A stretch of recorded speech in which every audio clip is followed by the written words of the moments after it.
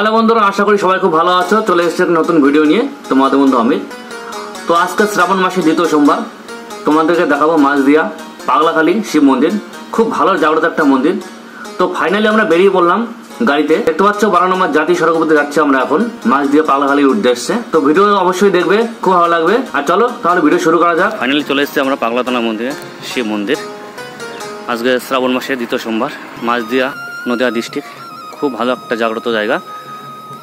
তো ভিডিও পুরো দেখো, সম্পূর্ণ দেখো। আমি তোমাদেরকে পুরো ভিজিট করে দেখাবো, মন্দিরে পুরো দর্শন করাবো। অবশ্যই পুরো ভিডিও দেখবে।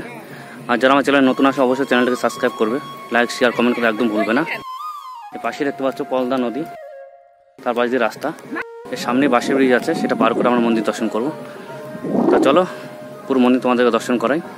এই দেখতে পাচ্ছ আমরা এখন বাঁশের ব্রিজের মধ্যে যাচ্ছি।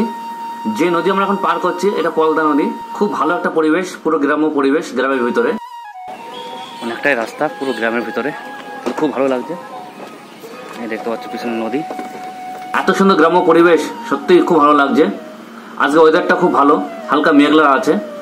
আমরা মেলার ভিতরে প্রবেশ করলাম। দেখতে পাচ্ছ খুব সুন্দর জায়গা। এটা হলো মন্দির, একটা বট গাছের নিচে, পুরো একটা বড় বট গাছ। বট গাছের নিচে মন্দির।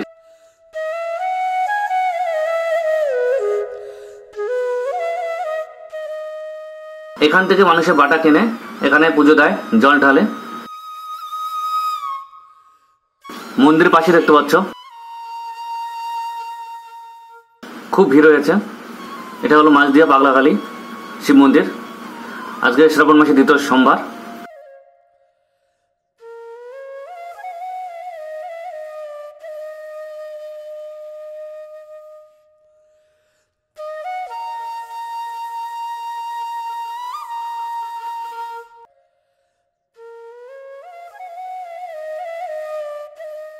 দেখতে পাচ্ছ মন্দিরের ভিতরে প্রবেশ করলাম আমি।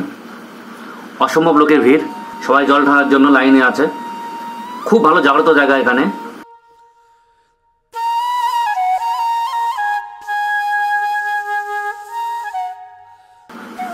সবাই জল ঢালছে, পুজো দিচ্ছে, দেখতে পাচ্ছ।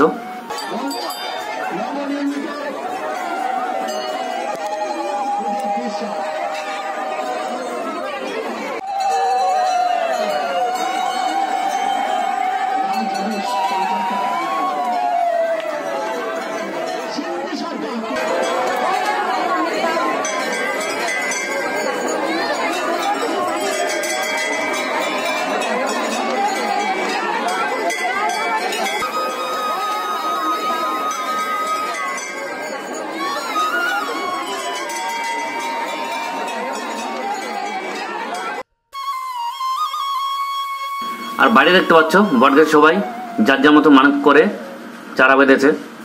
সবাই এগুলো মানত করে বেঁধে যায় যাতে সবার মনোবাসনা পূর্ণ হয়। ভগবান মহাদেব যেন সবার মনোবাসনা পূর্ণ করে, সেই আশায় সবাই এগুলো বেঁধে যায়। বাইরে দেখতে পাচ্ছ নন্দী, সবাই নন্দীর মাথায় জল ঢালছে, পুজো দিচ্ছে।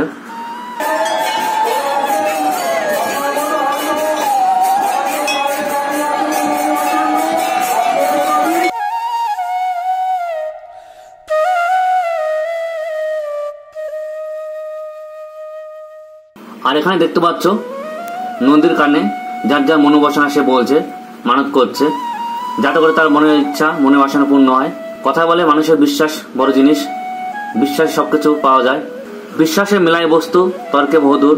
দেখতে পাচ্ছ সবাই বিশ্বাস করে নদীর কানে যার যার মনোবাসনা, যা মনে কামনা সে চেয়ে নিচ্ছে। আর এখানে দেখো একটা বোন গরমে অজ্ঞান হয়ে গেছে, মাথায় জল ঢালা হচ্ছে।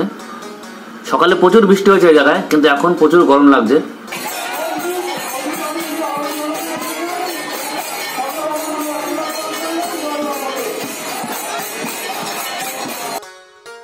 আর এটা দেখতে পাচ্ছ মন্দিরের বাইরের সাইডটা, খুব সুন্দর একটা তুলসী মন্দির। এখানে সেট বানানো আছে মানুষের বসার জন্য। আর এখানে দেখতে পাচ্ছ একটা বড় ঘন্টা, খুব ভালো একটা পরিবেশ। আর এখন দেখো সাইডে ভোগ রান্না করা হচ্ছে, খিচুড়ি প্রসাদ রান্না করা হচ্ছে। এখানে সোমবার বৃহস্পতিবার প্রচুর ভিড় হয়, দুদিন বাবার পুজো হয়, জল ঢালা হয়। দেখতে পাচ্ছ এখানে খিচুড়ি রান্না করা হচ্ছে।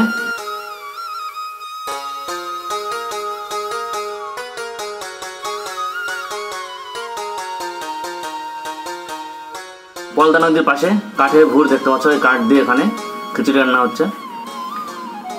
শয়ে শয়ে ভক্ত দেখতে পাচ্ছ, সবাই প্রসাদ নেওয়ার জন্য বসে আছে লাইনে। দূর দূরান্ত থেকে এখানে ভক্তরা আসে বাবার মাথায় জল ঢালার জন্য, পুজো দেওয়ার জন্য। এখানে দেখতে পাচ্ছ অনেক মন্দির, প্রচুর মন্দির এখানে আছে। যারা মানত করে, যাদের মানত ভগবান মহাদেব পূর্ণ করে দেয়, তারা এখানে মন্দির বানিয়ে দিয়ে যায়।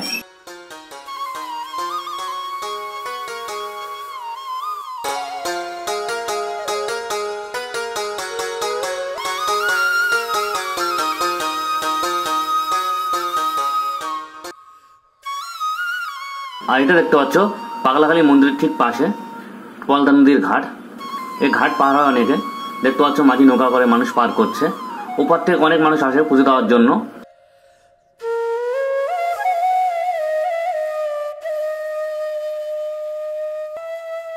অনেকে নদী পার করে আসে পুজো দেওয়ার জন্য, জল ঢালার জন্য।